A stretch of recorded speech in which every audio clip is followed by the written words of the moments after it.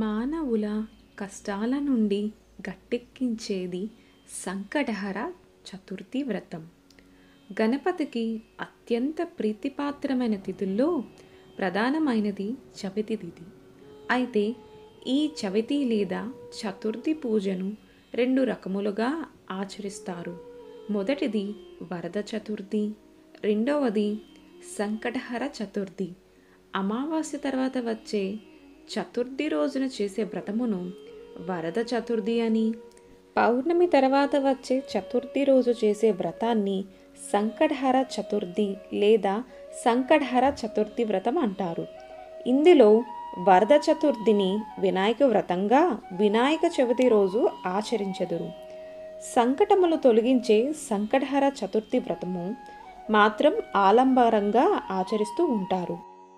ఒకవేళ సంకటహర చతుర్థి మంగళవారం గాని వస్తే దానిని అంగారక చతుర్థి అని అంటారు. అలా కలిసి రావడం చాలా విశేషమైన పర్వదినం. అంగారక చతుర్థి నాడు సంకటహర చతుర్థి వ్రతం ఆచరించడం వలన జాతకములోని కుజదోష సమస్యలు తొలగడంతో పాటుగా చేసే పనుల్లో సంకటములన్నీ తొలగి సత్ఫలితాలు చేరుకుంటాయని ప్రతీది. ప్రతి మాసం కృష్ణపక్షంలో అనగా పౌర్ణమి తర్వాత 3-4 రోజుల్లో చవితి వస్తుంది. ప్రదోషకాల సమయమునకు చవితి ఎప్పుడు ఉంటుందో ఆ రోజున సంకటహర చవితిగా పరిగణించాలి. అయితే 2 రోజుల ప్రదోష సమయంలో చవితి ఉండటం సాధారణంగా జరగదు. ఒకవేళ ఎప్పుడైనా అలా జరిగితే 2వ రోజున సంకటహర చవితిగా గమనించాలి. సంకటహర చతుర్థి వ్రత పూజా విధానం. సంకటహర చవితి వ్రతాన్ని 3, 5, 11 లేక 21 నెలల పాటు ఆచరించాలి. ఈ వ్రతాన్ని బహుళ చవితి నాడు ప్రారంభించాలి. వ్రత ఆచరణ రోజున ప్రాతకాలమే తలస్నానం చేసి ఆ తర్వాత గణపతిని పూజించాలి. 1/2 మీటరు పొడవు ఉన్న తెలుపు లేదా ఎరుపు రవిక గల గుడ్డముక్కను తీసుకుని వినాయకుడు ముందు పెట్టి దానిని పసుపు కుంకుమలతో అలంకరణ చేయాలి. మనసులోని కోరికను తలుచుకొని 3 గుప్పెళ్ళ బియ్యాన్ని గుడ్డలో వేసి తర్వాత తమలపాకుతో 2 ఎండు ఖర్జూరాలు 2 వక్కలు దక్షిణ పెట్టి మనసులో కోరికను మరొకసారి తలుచుకొని మూట కట్టాలి. సంకటనాశన గణేశ సూత్రం సంకటహర చతుర్థి వ్రత కథను చదవవలెను. ఆ మూటను స్వామి ముందు పెట్టి ధూపం వెలిగించి కొబ్బరికాయ లేదా పళ్ళును స్వామికి నివేదించాలి. తదుపరి గణపతి ఆలయానికి వెళ్ళి 3 లేక 11 లేక 21 ప్రదక్షిణాలు చేయాలి. శక్తి అనుసారం గరికి పూజ కానీ గణపతి హోమము కానీ చేయించుకోవచ్చును. సూర్యాస్తమయ వరకు పూజ చేసి వినాయకుడిని కదపరాదు. సూర్యుడు అస్తమించిన తర్వాత స్నానము చేసి దీపం వెలిగించి తిరిగి వినాయకుడికి లఘువుగా పూజ చేయాలి. నియమం పూర్తి అయిన తర్వాత వినాయకుడికి కట్టిన ముడుపును బియ్యముతో పొంగల చేసి స్వామికి నివేదించి సాయంత్రం తినాలి. సంకటహర చతుర్థి వ్రత కథ.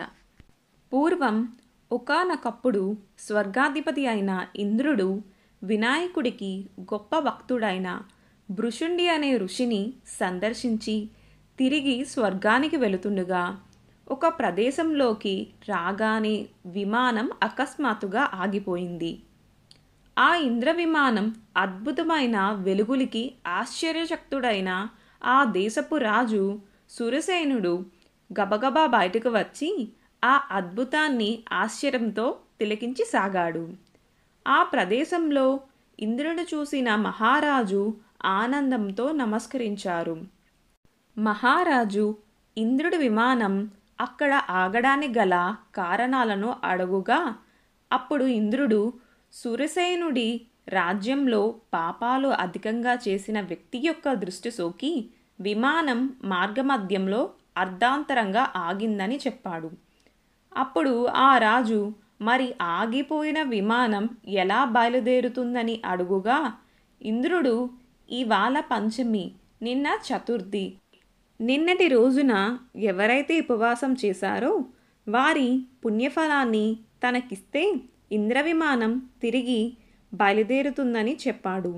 అప్పుడు సైనికులంతా చవితి ఉపవాసం చేసేవారి కోసం రాజ్యమంతా తిరిగినా దురదృష్టవశాతం ఎవరూ దొరకలేదు. అదే సమయంలో వారికి గణేశ దూత ఒకరు ఒక మరణించిన స్త్రీని శరీరాన్ని భుజంపై వేసుకొని గణేశలోకానికి తీసుకుపోవడం కనబడుతుంది. ఆ స్త్రీ తన జీవితకాలంలో ఎన్నో పాపాలు చేసింది.